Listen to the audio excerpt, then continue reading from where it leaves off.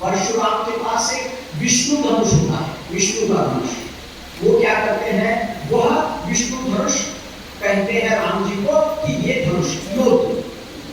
मतलब विष्णु धनुष ऐसा ही होता है जो विष्णु का अंश होगा वही उस धनुष की प्रत्यंचा चढ़ा सकता है, अन्यथा कोई भी नहीं। तो एक तरफ से वो क्या देख रहे हैं परशुराम जी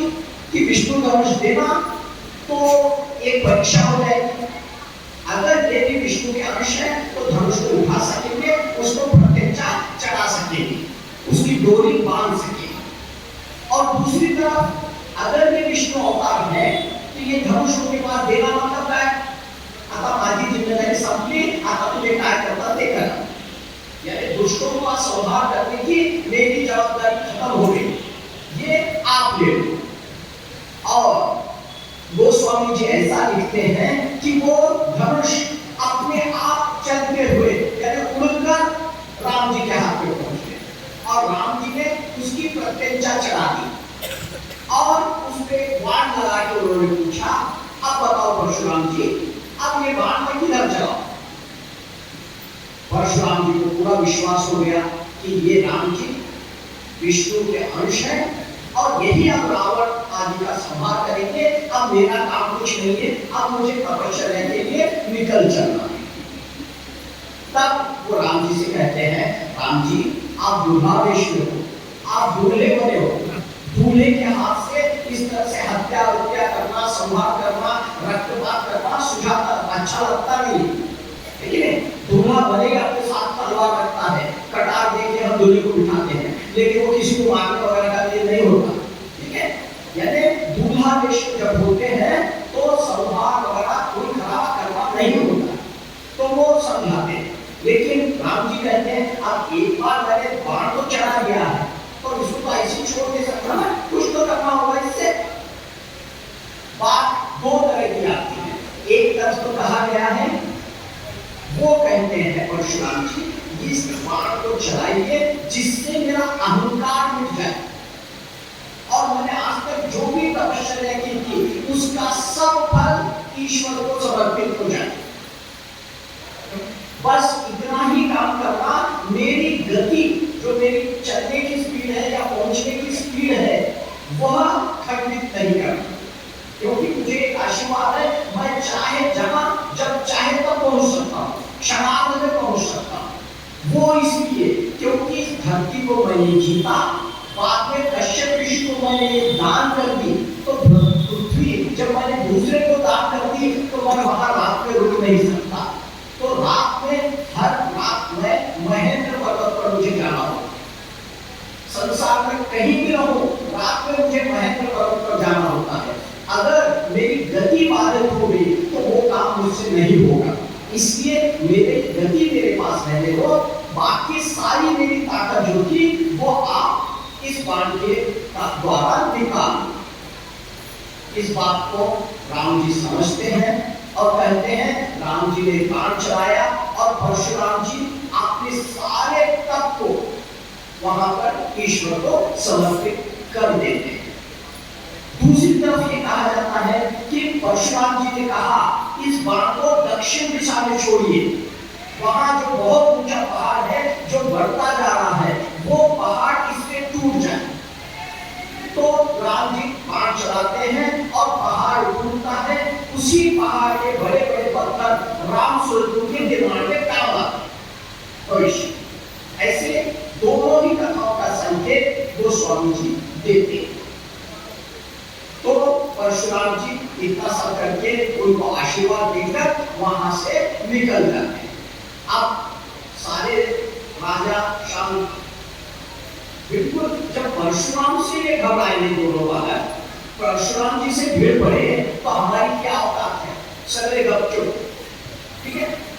अब उसके बाद महाराज शतानंद जी, गुरु शतानंद जी आते हैं, जनक जी आते हैं और बातचीत होती है कि भाई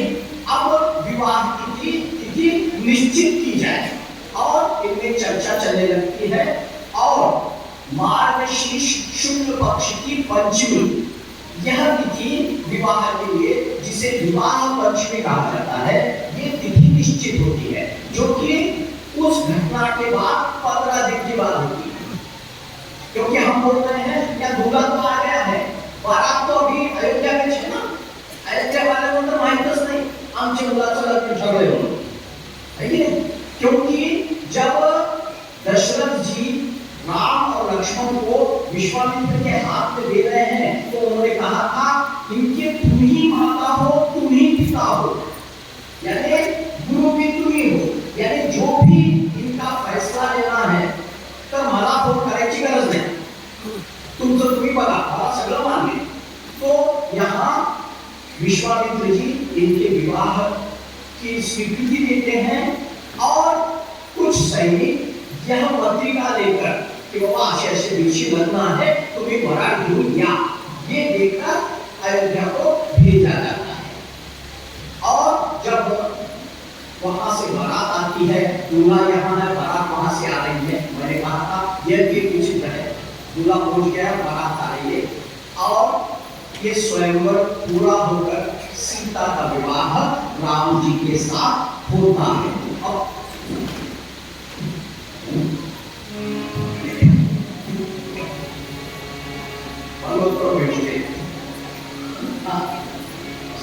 तो सीता से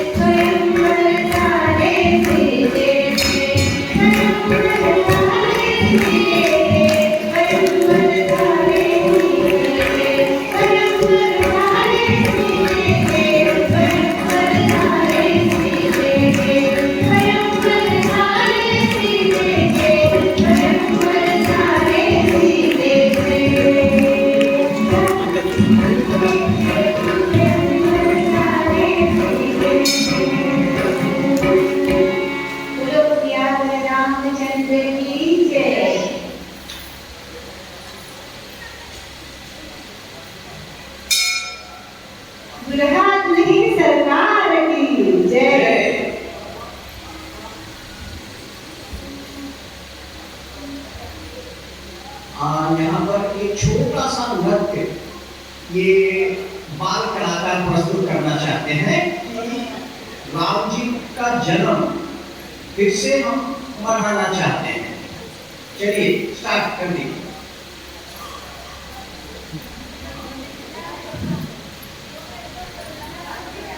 देखिए कथा का यही तो आनंद होता है